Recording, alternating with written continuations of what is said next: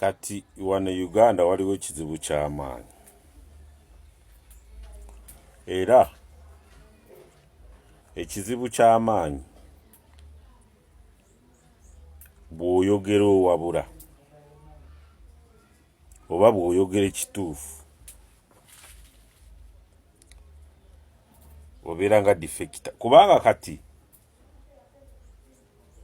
ogenda n'ogamba omuntu kimukola kikyamu, ebyaddala ate olaba kikyamu, naye mwenyini alaba ngu kikyamu. For example, gundi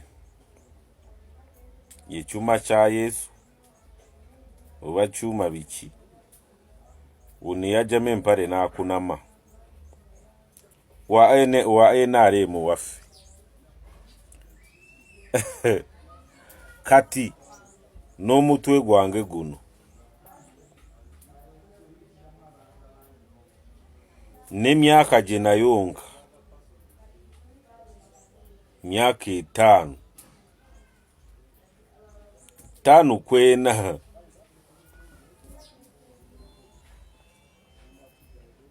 nzije nkugambe ngu yalyose n'abavuma, yalyose n'abakunamira, nze nsigala nkugamba ekyokoze kikyamu.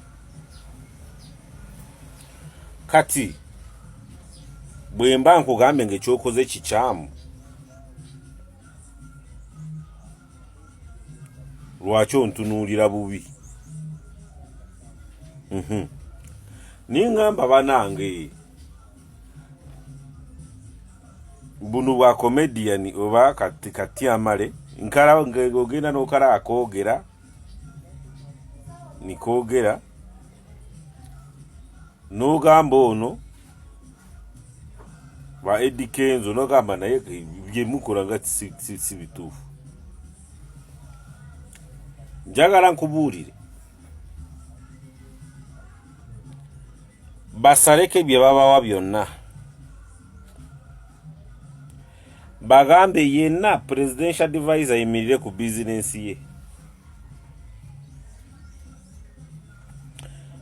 babasale ku bye babawa kumala emyezi 6 bafune bye batereeza mu gavumenti. Ba presidential advisor bamu bajja kulibwa envunza.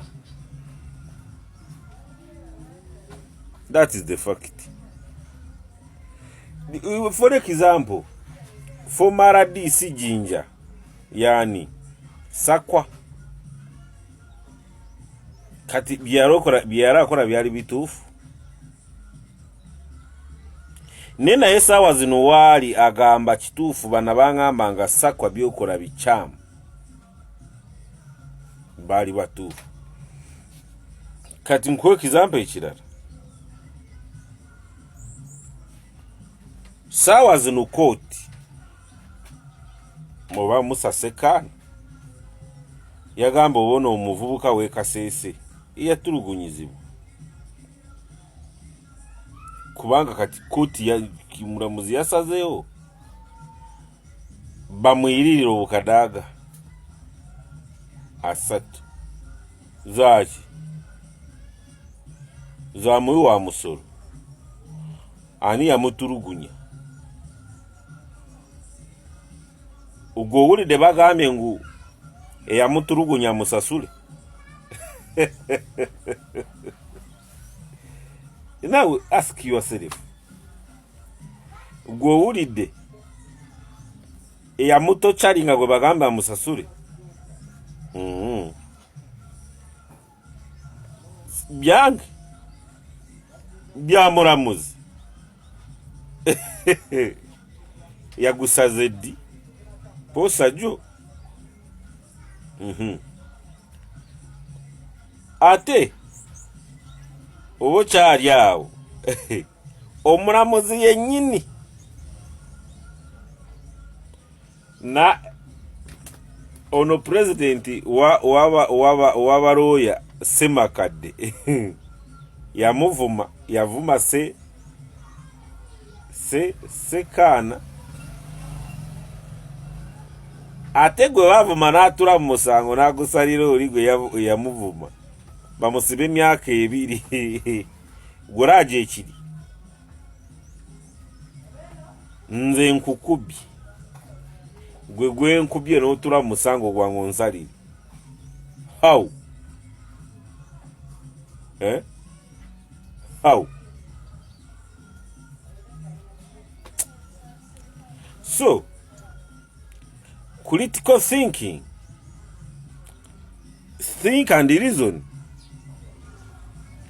Kati goba tokiraba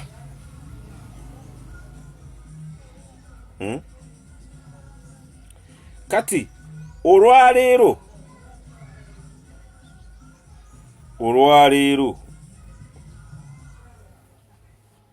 bweba America yagamba oba si kugamba nesalawo yambibwe badde weereza Uganda obw'abasiyazi ani ya receiving angeze sente bazi wangani ani jaja wange mukyalo jaja yafata kyaliyo bonna ani mukadde wange kati now n'owulira omulala gamba Bobi Wine yakunganyiza abavubuka ekavule agenda abatisa ate nze nga bwe namulabye yabadde ali mu kusaddaaka how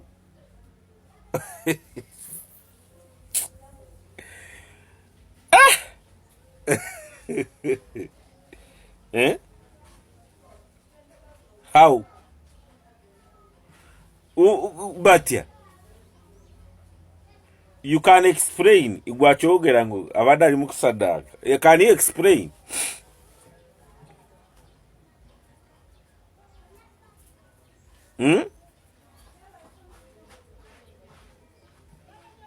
na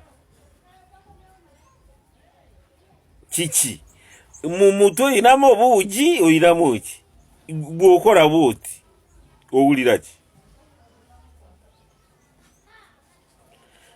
uchi oba wanywa ki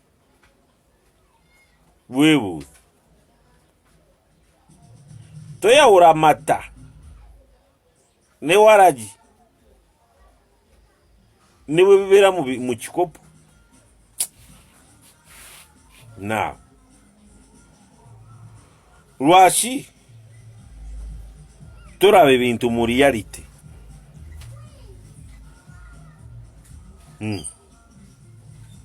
mu reality yaddala kati nkulaga ekizampa ekirala baleeta digital payment y'amasanyalaze osasulira ku ssimu oba ku peeyi oba wa otegeera ekyo kati n'oteeka sente ku ssimu n'ogenda kusasula masanyalaze ni gagaana ne bagamba netiwaka tikuli kweyateero n'ogenda ku MTN negamba tewali n'okuba mu customer care ya telecom company bagamba umeme erina obuzibu terina network lwaki mweyingiza mu byetasobola kati omanyi sente omanye emirimu giba gifudde just okumala ennaku 2 ate n'okuba mu mmeme n'agamba network bwe naddako muteekeko sente nyingi uba otegeeza ki eyo national matter kati kinyigiriza opposition oba ffenna